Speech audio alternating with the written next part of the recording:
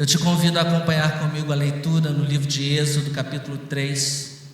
Nós vamos ler os versículos 7 e 8, são versículos que nós conhecemos e que fazem uma belíssima afirmação da parte de Deus. Eu vou ler uma tradução um pouco diferente, mas acompanha aquela dali, meu irmão, minha irmã. Então o Senhor disse: eu tenho observado a miséria do meu povo no Egito, e eu tenho ouvido eles gritarem ou pedirem com desespero por causa dos seus opressores.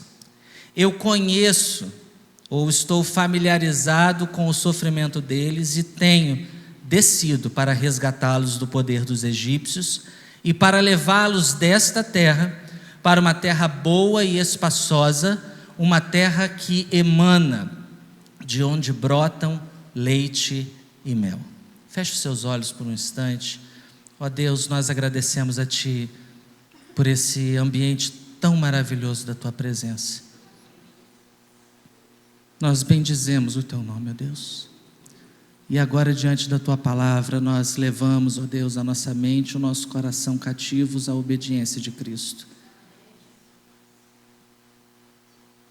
E queremos, ó Deus, que o nosso coração seja uma terra fértil, ó Deus, para que a semente da Tua palavra possa dar muito fruto para a glória do Teu próprio nome, em nome de Cristo Jesus, amém. Meu irmão e minha irmã, o ser humano sempre busca constantemente por libertação. E aí quando o pastor me convidou, ele falou que seria a quinta-feira da libertação, né? E aí eu fiquei com aquilo gerado no meu coração, e eu fui pedindo a Deus que pudesse falar ao meu coração. E o ser humano constantemente tem essa necessidade, essa sensação, né, de precisar estar livre.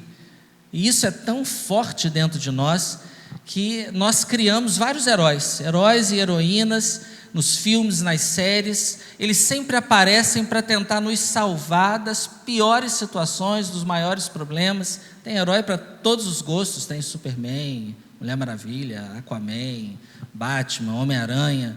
Todos eles com algum superpoder ou com alguma alta habilidade que faz com que eles sejam capazes de solucionar os piores problemas e livrar a humanidade dos maiores perigos. Eu diria que nós também queremos ser livres, às vezes daquela gordurinha a mais que a gente tem. Eu particularmente gostaria muito de ser livre do IPVA, alguns gostariam de ser livres do IPTU, alguns talvez de um vício, mas todos nós, sem dúvida, do pecado. Qualquer situação que nos faça ter a ideia de que estamos presos. O texto que lemos e que serve de base para essa mensagem ele apresenta igualmente o pedido desesperado de um povo por libertação. O livro de Êxodo fala literalmente num povo que gritava por libertação, que era oprimido e sofria pela dominação egípcia, e foi levado durante séculos isso. Aquele povo tinha sido levado há muitos anos atrás para o Egito, e aí a gente pode lembrar um pouquinho, né, da história de José, aquela grande fome que assolou.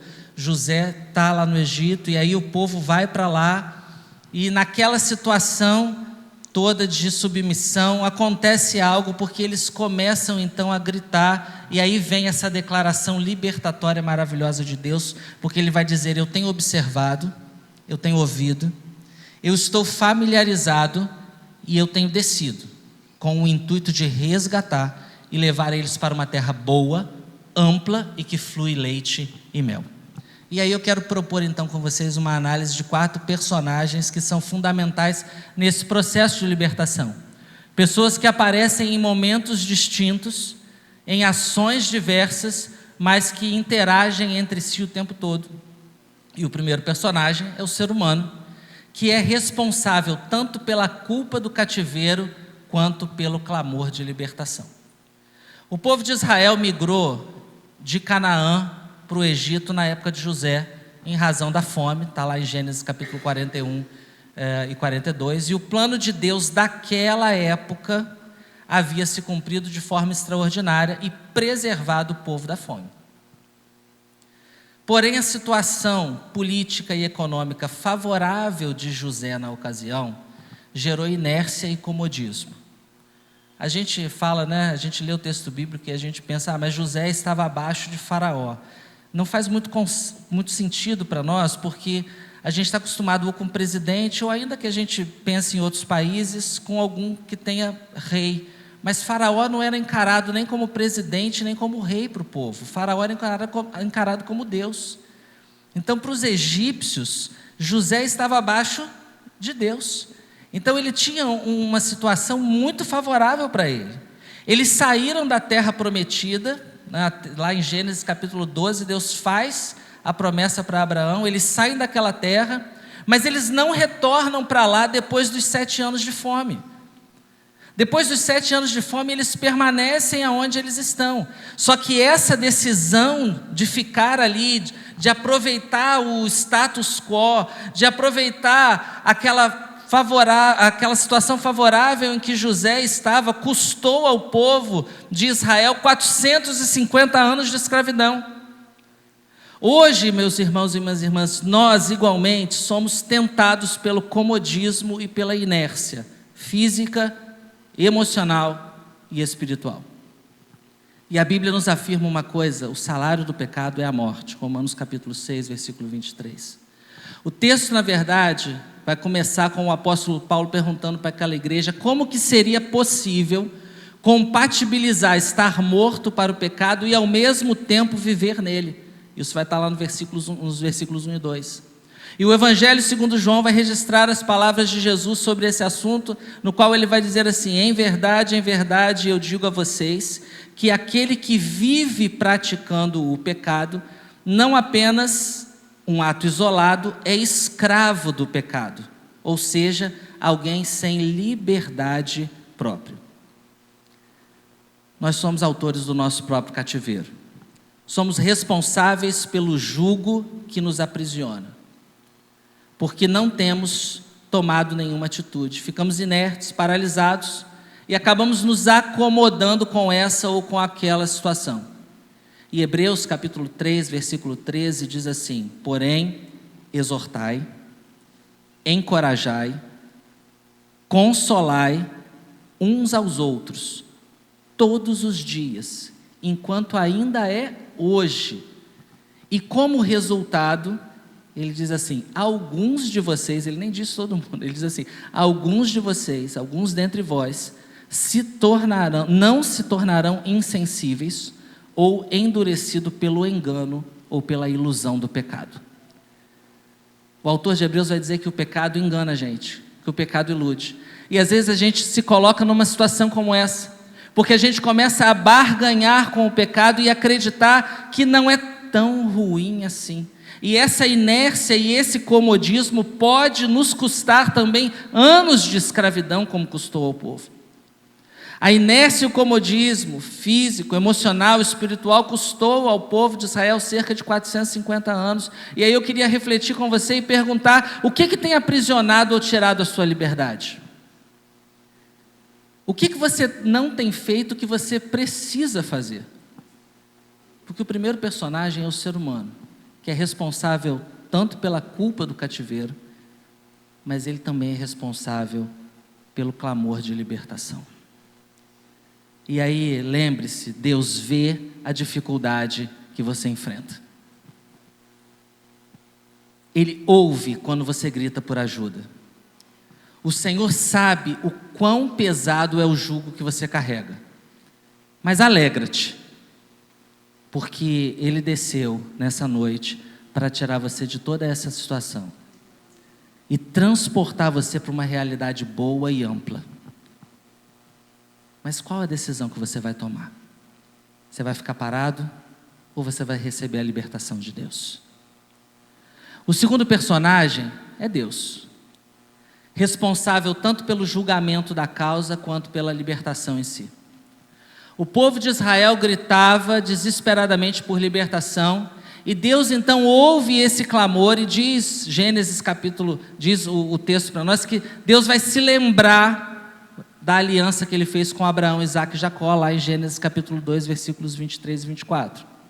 Deus é muitas vezes apresentado na Bíblia como aquele que faz aliança com o povo. Gênesis capítulo 15, ele faz aliança com Abraão. Salmos capítulo 105 vai dizer que Deus guarda a aliança e a palavra que ele proferiu, que ele mandou sobre 1000 gerações. Jeremias capítulo 31 vai falar sobre a nova aliança. A Bíblia afirma ainda em Números capítulo 23, 19, que Deus não é humano para que minta ou engane. Durante a ministração do louvor, esse versículo foi citado. E nem filho de Adão, ou seja, mortal, para que mude o propósito. Porventura ele disse e não fará? Ou ele falou e não confirmará? Além disso, a Bíblia também apresenta Deus como o justo juiz. Salmos capítulo 9, versículo 8 diz que aquele que julga o mundo com transparência, honestidade, integridade e caráter. E é exatamente por essa razão que ele teve e ele continua tendo propriedade para julgar se um pedido de socorro e de ajuda procede e se ele é digno de aceitação. Lembra do texto base da mensagem? Deus viu, ouviu, tomou conhecimento e desceu. Ele julgou a causa do povo e ele entendeu que aquele clamor por libertação era digno. Aquele clamor fez acender em Deus a lembrança da promessa e ele disse, não, eu falei, e a Bíblia fala que Deus vela sobre a sua palavra para cumprir, então ele disse, eu vou descer e eu vou libertar o meu povo. Deus aceitou aquele clamor. A promessa pesava sobre eles como um fator motivador. E eu tenho certeza que Deus tem promessa sobre a sua vida também. Nós não vivemos debaixo de um sistema escravocrata. Nós poderíamos dizer que somos livres. Mas será que nós somos mesmo? Você se sente plenamente livre? A Igreja de Cristo enfrenta desafios em muitos lugares do mundo e ela está sendo perseguida. É uma realidade diferente daqui. Mas aqueles que estão acompanhando as notícias viram que nos últimos 30 dias a China declarou guerra às instituições religiosas. Vários pastores foram presos por veicular na internet mensagens cristãs. E eles classificaram esses pastores como se eles estivessem gerando desestabilidade na sociedade. Não é uma realidade próxima de nós, mas é uma realidade que está acontecendo hoje no mundo. A igreja está sendo perseguida. Nenhum outro povo, contanto, enfrenta desafios como nós, os brasileiros. Vocês sabiam que o brasileiro, o Brasil é o país com o maior índice de depressão no mundo? Nenhum outro país no mundo consome tanto ansiolítico como nós. Estresse, ansiedade, burnout, transtornos alimentares, dependência digital, crise de identidade, baixa autoestima, solidão social e a gente poderia citar muitas outras coisas. Nós não estamos enfrentando exatamente o mesmo problema que os nossos irmãos na China, mas a gente continua enfrentando problemas também. Você consegue perceber isso?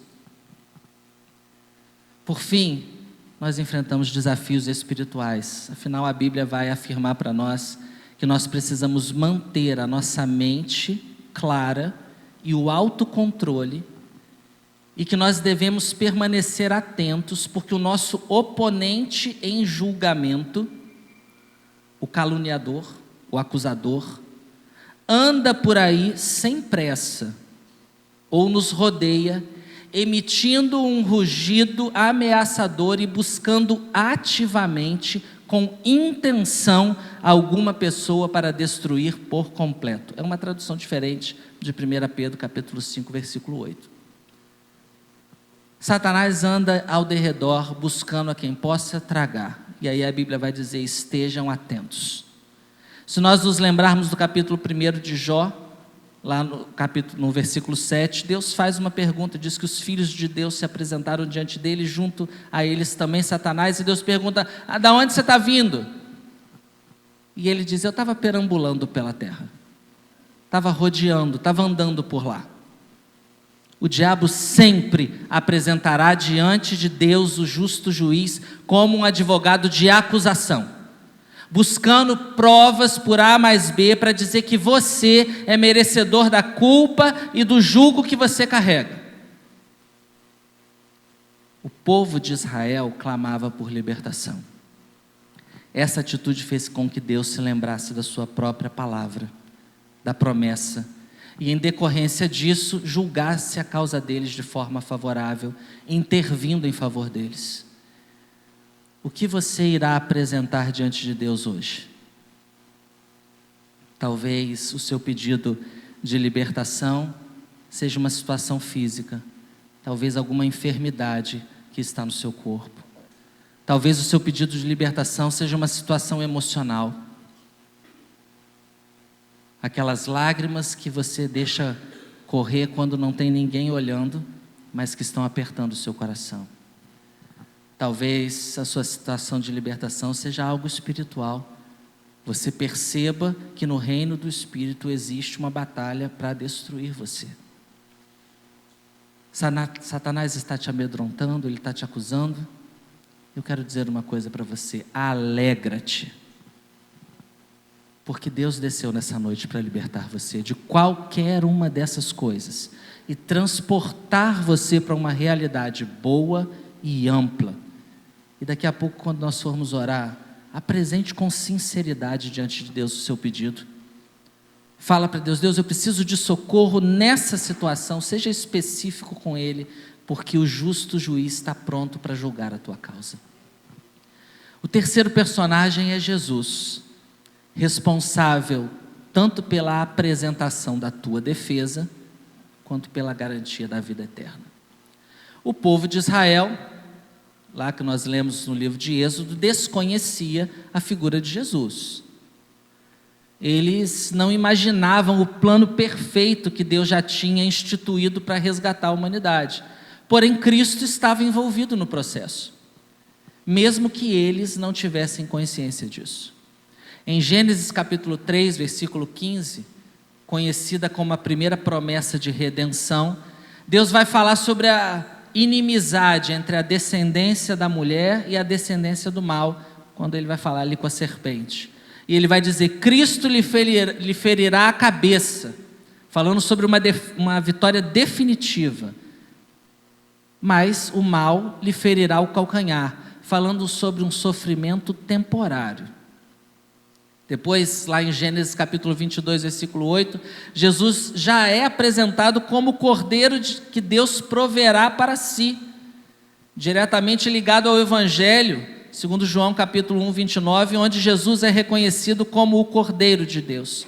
E aí, por fim, lá na epístola segundo João, que registra de forma belíssima, vai dizer assim: meus filhos espirituais, essas coisas eu vos escrevo. João, escrevendo a epístola, diz: com autoridade e propósito preventivo, para que não pequeis.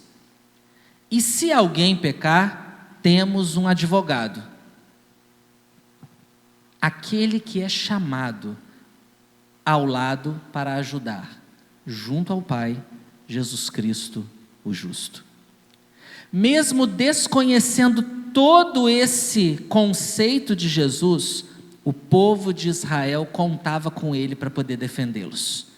E aí eu estou citando aqui Romanos capítulo 8, 34, para interceder em favor deles à direita de Deus. Você pode ler comigo? É possível projetar, por favor? 1 João capítulo 2, versículo 1. Nós vamos ler só a frase que diz: temos um advogado junto ao Pai, Jesus Cristo, o justo. Só se for possível. 1 João capítulo 2, versículo 1. Eu queria que você falasse isso comigo, porque essa afirmação de fé ela é importante para nós. Às vezes a gente precisa lembrar a nossa cabeça, não é verdade? Às vezes a gente precisa trazer à memória aquilo que nos dá esperança. Você pode ler comigo? Deixa eu ver. Vamos lá. Fala comigo assim: temos um intercessor junto ao Pai, Jesus Cristo, o justo. Agora coloca na primeira pessoa, diz assim: eu tenho um intercessor junto ao Pai, Jesus Cristo, o justo. Amém. O Evangelho segundo João, capítulo 10, versículo 10, nós conhecemos, é um texto muito famoso. Ele vai dizer que o diabo veio para roubar, matar e destruir. Diferentemente do povo de Israel, nós temos o conhecimento do plano perfeito de Deus. Nós sabemos quem é Jesus e tudo que Ele fez por nós. Todavia, nós somos constantemente acusados por Satanás, que tenta nos causar o maior sofrimento temporário possível. Não é sofrimento eterno, porque a vitória já nos foi concedida por Cristo Jesus. Mas ele tenta complicar a nossa vida o máximo que ele pode. Diariamente enfrentamos planos do inferno para nos matar, levar de nós a vida abundante conferida por Jesus. Não é só a morte física, porque muitos crentes são como zumbis, estão mortos apesar de continuarem respirando. Porque Deus, o próprio versículo vai dizer para nós: eu vim para que vocês tenham vida e vida em abundância. Em algum momento essa vida vai se completar e nós estaremos no céu, mas aqui Deus já deseja que você viva essa vida com abundância, essa vitalidade. Deus não quer que você viva uma vida pela metade, Deus não quer que você viva uma vida sem graça em todos os sentidos da palavra graça, Deus não quer que você viva uma vida sem sonhos, sem expectativas e nem sem esperança. Os planos de destruição em todas as áreas da tua vida, todas as tentativas de minar os alicerces que foram construídos, eles vão cair em nome de Jesus. Diante de tudo isso, nós às vezes temos a sensação de desespero, como aquele povo de Israel. Às vezes nós recebemos notícias que a gente pensa: e agora, como que será? Cabe a nós tomar a mesma atitude, clamar a Deus por libertação, clamar a Deus por socorro e por ajuda, porque Ele disse que Jesus Cristo é o Consolador. E aí, quando Jesus subiu ao céu, Ele falou assim: pedirei ao Pai que vos envie outro Consolador. Nós temos um advogado de defesa, e Ele é Jesus Cristo. O diabo pode nos acusar, mas Jesus continua nos defendendo. O povo de Israel desconhecia a pessoa de Jesus, mas Ele estava lá intercedendo e defendendo eles. Nós conhecemos a pessoa de Jesus e Ele está aqui nos defendendo e intercedendo por nós. Você se sente acusado por Satanás? Você sofre algum tipo de acusação do inferno? Você percebe que o diabo tem plantado calúnias contra você? Deixa eu te dizer uma coisa: alegra-te. Jesus Cristo, teu advogado, está aqui para te defender. Ele está ao seu lado para interceder ao Pai por você. Quando nós formos orar, apresenta a Ele o sofrimento que você tem enfrentado. Conta para Ele os desafios que Satanás tem lançado para tentar te matar, roubar e destruir, porque certamente Ele te defenderá diante de Deus e Ele vai te assegurar a vida plena. O quarto personagem, então nós já falamos sobre o ser humano, Deus, Jesus, e eu chego no quarto personagem, é o Espírito Santo, responsável tanto pela energia e conforto, quanto pela certeza da vida eterna. O povo de Israel também desconhecia a figura do Espírito Santo. Eles não sabiam que desde o início de todas as coisas, o Espírito Santo já estava envolvido no processo de libertação deles, mesmo que eles não tivessem consciência disso. Gênesis capítulo 1, versículo 2, a Bíblia vai relatar que a terra era sem forma e vazia, e o Espírito de Deus se movia suavemente sobre a face das águas. Em outro momento ele aparece como o fôlego de vida que Deus sopra nas narinas do ser humano, Gênesis capítulo 2, versículo 7. Ou ele ainda aparece como aquele que não permaneceria para sempre no ser humano, em Gênesis capítulo 6, versículo 3. Mas ele também vai aparecer como fornecedor de sabedoria, entendimento, conhecimento e habilidade, em Êxodo capítulo 31. Em resumo, o Espírito Santo estava com o povo de Israel, mantendo eles vivos, fazendo-os multiplicar mesmo no cativeiro e enchendo eles de habilidade e fazendo um negócio lindo que Ele faz conosco também nessa noite, provocando eles a mudar de vida e sair daquela situação. Mesmo desconhecendo todo o conceito do Espírito Santo, o Espírito Santo estava com eles. Era o Espírito Santo que fazia com que eles desejassem a terra que mana leite e mel. Deus prometeu conduzir o povo a essa terra. E esse versículo 8, ele tem um simbolismo dentro da cultura e da tradição judaica muito importantes. Porque ele vai falar que o leite representa a abundância, nutrição e pureza. E uma terra onde o leite manava significava terras férteis, capazes de sustentar animais e, portanto, famílias inteiras. E eu creio que Deus está nos chamando nessa noite para que a gente possa experimentar dessa realidade. Sustento constante e natural, vindo da própria criação. Pureza e bênção, pois o leite é o alimento básico oferecido pela própria natureza. Em João capítulo 14, versículo 16, Jesus diz: eu pedirei ao Pai, e Ele vos dará outro igual a mim, da mesma natureza divina que eu, da mesma essência, para que Ele esteja com vocês para sempre. Falar em libertação no nosso tempo é compreender que nós não estamos sós, mas habita em nós aquele que é da mesma natureza divina de Cristo, que nos mantém vivos e inconformados com qualquer situação ou realidade que nos aprisione.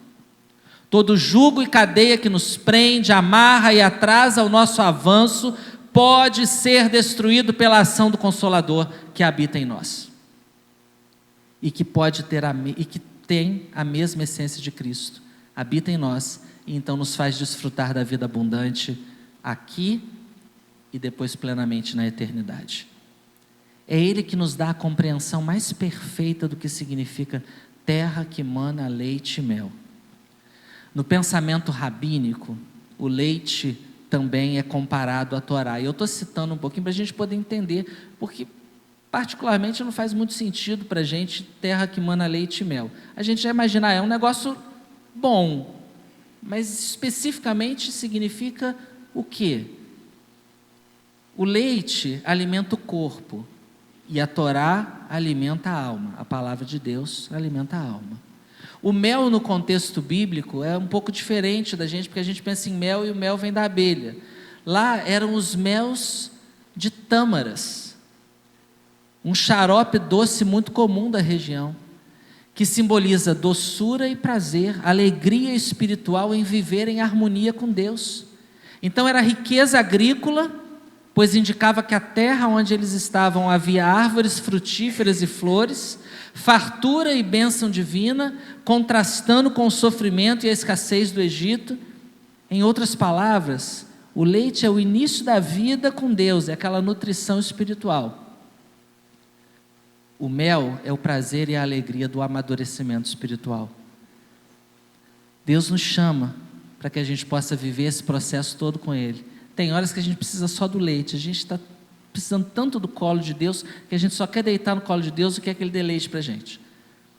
Mas tem momentos que Deus fala: agora levanta, filha, agora levanta. Levanta, filho, toma uma posição, porque você já caminhou comigo, você já cresceu, e você tem muita coisa para fazer. O povo de Israel desconhecia a pessoa do Espírito Santo, mas ele estava lá, preservando a vida deles e incomodando eles a mudar a realidade, para sair daquela situação de jugo e escravidão. Nós conhecemos a pessoa do Espírito Santo e Ele está aqui, e Ele está nos dando vida, e Ele está dando a você força, e Ele está dando a você poder, e Ele está incomodando você para deixar qualquer situação que aprisiona você. Você percebe o Espírito de Deus mexendo com você, trazendo a você a lembrança das promessas que Deus fez para você? Sabia que tem um texto interessante da Bíblia que Deus provoca o ser humano e Ele diz assim: me lembra o que eu falei para você? E Ele diz assim: vamos entrar em combate. Porque às vezes a gente tem que falar para Deus: Deus, lembra que o Senhor me fez aquela promessa? Não é que Deus tenha problema de memória não, mas é porque Ele quer saber se a gente lembra o que Ele falou, viu? Ele quer saber se a gente guardou a promessa. Ele lembra bem, mas Ele quer saber se a gente sabe.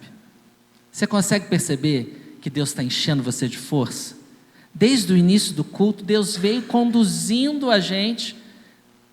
Desde o início do culto, Deus veio nos impulsionando para cima, para entender que essa é uma noite de alegria, na qual Deus nos liberta de situações que nos aprisionam, de peso extra que às vezes a gente carrega, de jugo que a gente leva. Alguma situação aqui e acolá, e por isso eu citei muitas coisas, porque eu não estou falando exclusivamente de pecado, mas talvez uma tristeza profunda no seu coração, e que você não consegue se livrar dela, mas Deus está dizendo, deixa ela embora hoje. Eu comecei a mensagem dizendo que o ser humano busca um herói, que o livre das piores situações. Mas você não precisa de um herói, porque você tem o Pai, o Filho e o Espírito Santo. Lembrando da promessa que Ele te fez, destruindo as obras do diabo contra você, e te enchendo de força e vitalidade, para viver uma realidade sem julgo, sem medo, cheia de alegria, cheia de prazer, em harmonia e na presença de Deus. Eu gostaria que você se colocasse em pé, e você fechasse os seus olhos por alguns instantes.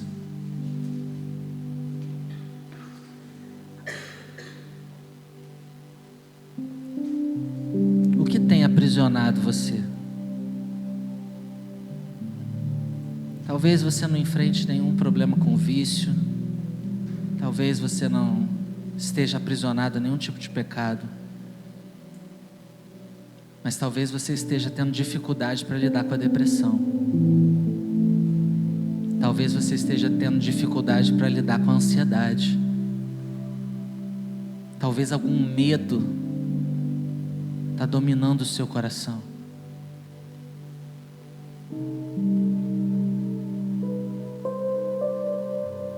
Deus quer libertar você disso hoje.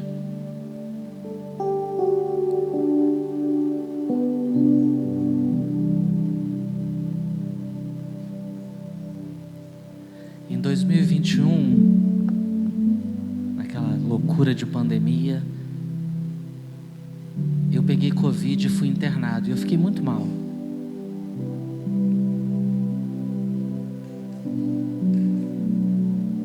Sabe que eu nunca tive medo da morte? Eu só pedi a Deus assim: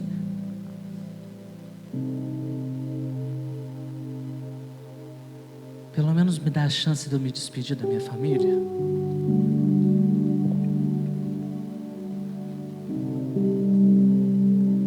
E eu estou compartilhando com vocês porque às vezes é algo simples que está dentro de você.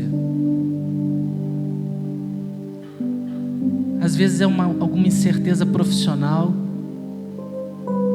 Às vezes é uma notícia ruim que você recebeu. Eu não sei o que é, mas você sabe. E a palavra de hoje, ela foi até você para dizer assim: pede socorro, pede ajuda, porque Deus está aqui para te ajudar e Ele está aqui para te socorrer.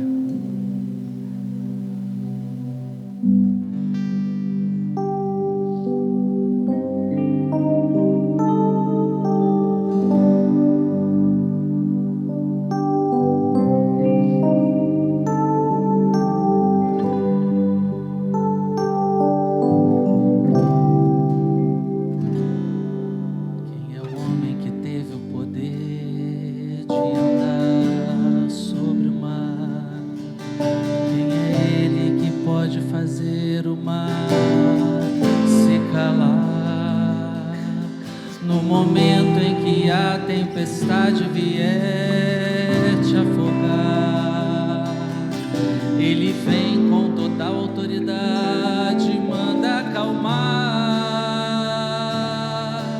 Quem é o homem que teve o poder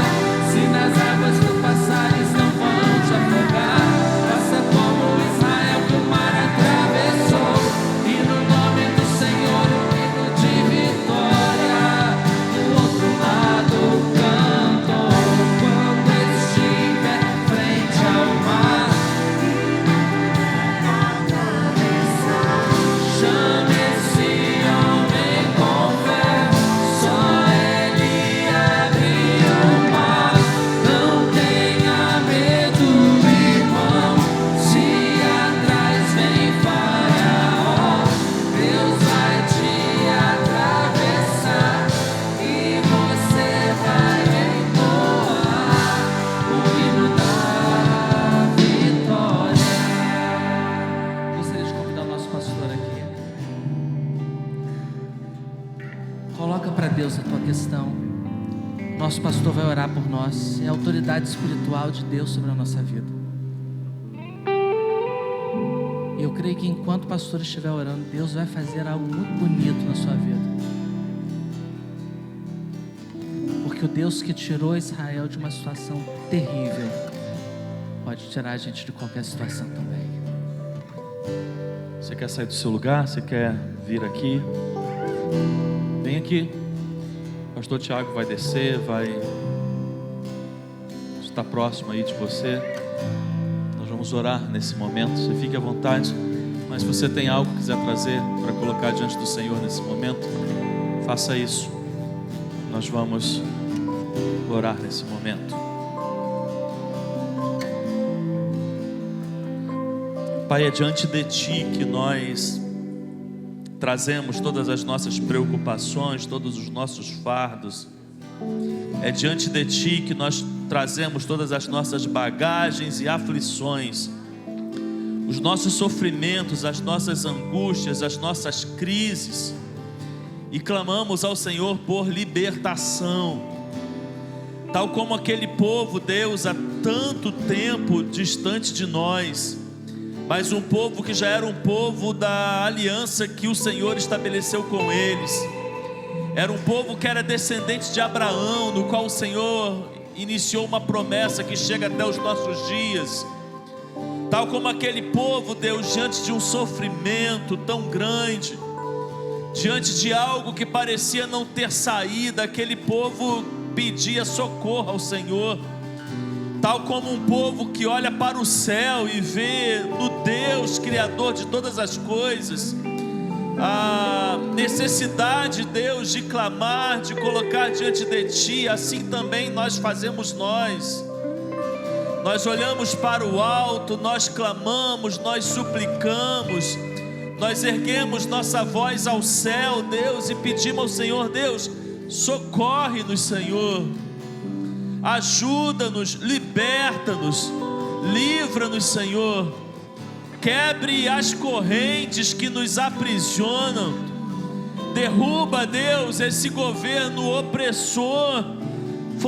Foram pedidos, Deus, que foram feitos ao Senhor naquele tempo, e o Senhor veio com justiça, o Senhor veio com juízo, e o Senhor veio para resgatar o Teu povo. O Senhor veio como aquele que olha para o Teu povo, ergue a sua mão poderosa e socorre-o. Então nesta noite, Deus, socorre-nos, Senhor. Nós colocamos diante de Ti, Deus, todas as nossas questões. Nós nos prostramos diante de Ti e nós suplicamos, Pai, nós suplicamos. Nós pedimos ao Senhor, Pai, sara o Teu povo, cura, liberta, tira, Senhor, todo jugo, todo sofrimento, e traga plenitude de vida, Pai. Em nome de Jesus, Pai, em nome de Jesus, nós colocamos cada vida aqui diante de Ti nesta hora. Na autoridade do nome de Jesus, Pai, que nós repreendemos todo o mal. É na autoridade do nome de Jesus que nós repreendemos, Deus, todo espírito maligno que tem causado destruição, sofrimento e pesar. É no nome de Jesus, Pai, que nós repreendemos todo o mal, que ele caia por terra agora no nome de Jesus.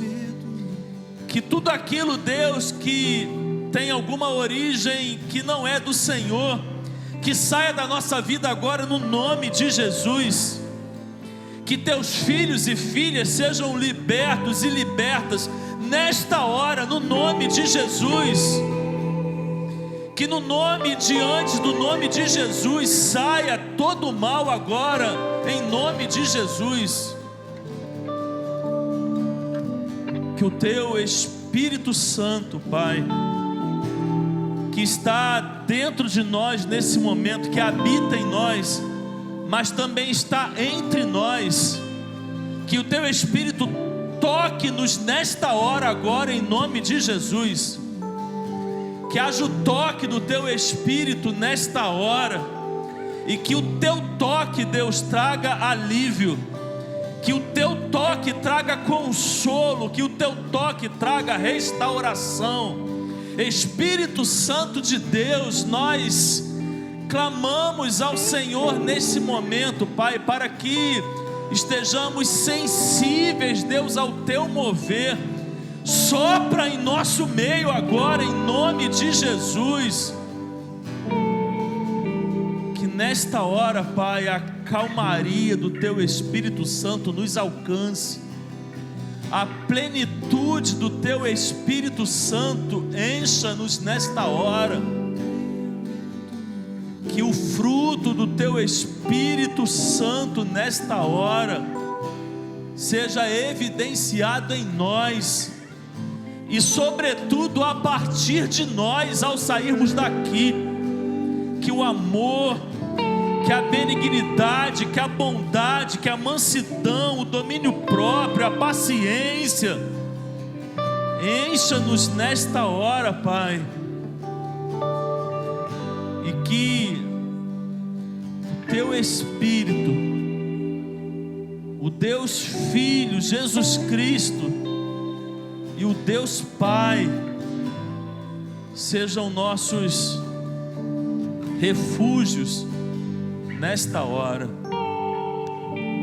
Pai, completa esta palavra no nosso coração e faça-nos sair daqui nesta noite cheios da Tua presença, libertos daquilo que porventura estava conosco ao chegarmos aqui.